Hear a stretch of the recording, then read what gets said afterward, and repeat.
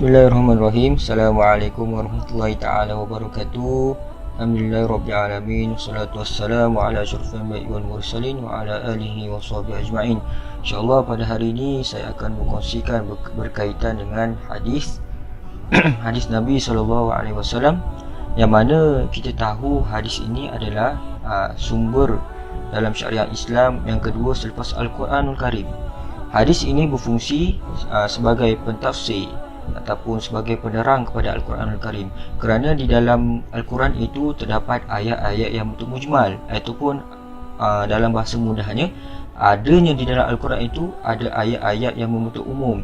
Maka hadislah sebagai pentaksis, ataupun hadis ini sebagai pengkhusus ayat itu supaya ia menjadi penerang pada Al-Quran. Di situ kita dapat lihat betapa pentingnya hadis ini sebagai sumber hukum dalam Islam itu sendiri, sehinggalah kalau kita lihat sejarah dari zaman Nabi SAW sehinggalah zaman kita pada hari ini. Yang kedua, hadis ini adalah sebagai jaminan daripada Nabi SAW, seperti mana di dalam hadisnya dalam kitab Muwatta' Malik menyebutkan sabda Nabi SAW, taraktu fikum amrayn lan tadillu ma masaktum bihima, kitabullah wa sunnatin nabihi.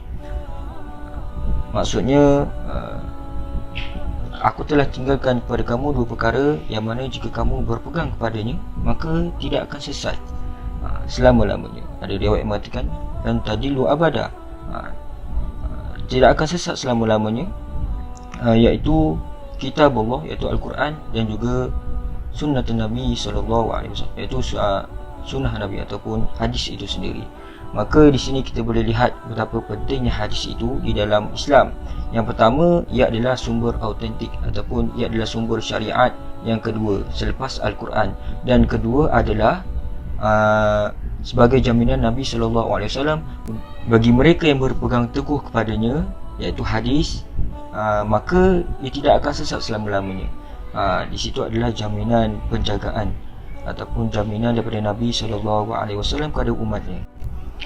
Melihat pula pada skop perbahasan hadis, hadis ini terbahagi pada dua, iaitu pertama adalah ilmu ar-riwayah dan kedua adalah ilmu ad-dirayah.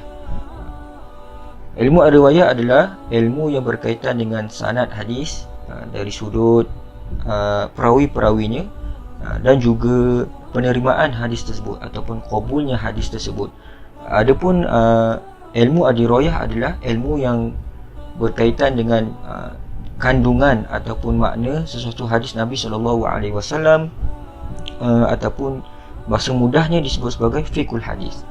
Jika kita menyelami lebih mendalam berkenaan dengan skop perbahasan hadis ni, kita akan dapati hadis ini mempunyai beberapa perbahasan ataupun pembincangan. Sepertinya kita akan jumpa berkenaan dengan gharibul hadis, ikhtilaful hadis, mustalahul hadis, ilmu ar-rijal, dan juga takhrijul hadis, dan juga banyak lagi lah perbahasan hadis ni. Jika seorang itu ingin menyelami, maka dia perlu melalui kronologi berkenaan dengan hadis ini. Yang pertama pada awalnya adalah berkaitan dengan ulumul hadis lah. Di situ kita akan dapati istilah-istilahnya. Melihat pula kepada perbahasan berkaitan dengan kepentingan ilmu hadis ini, kita akan dapati bahawasanya ilmu hadis ini dia berkait rapat dengan ilmu-ilmu yang lain.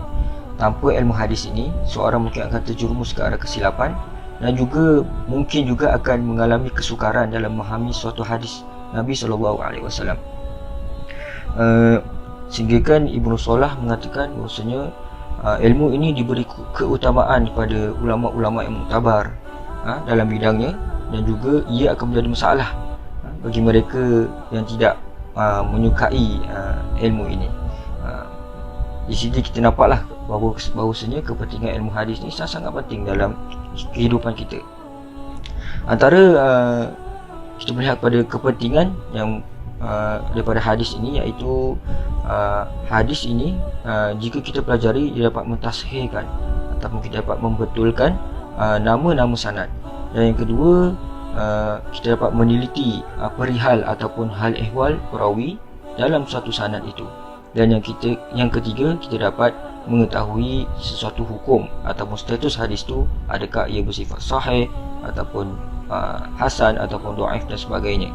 Maka asasnya ataupun foundationnya untuk kita memahami istilah-istilah yang lain itu, kita kena mempelajari dahulu ulumul hadis itu.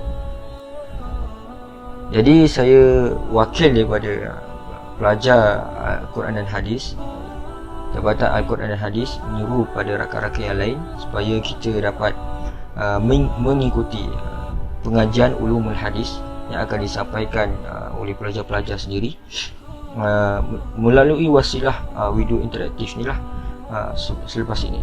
Jadi marilah kita sama-sama memanfaatkan masa yang ada, peluang yang ada ini untuk manfaat diri sendiri dan juga untuk manfaat orang lain.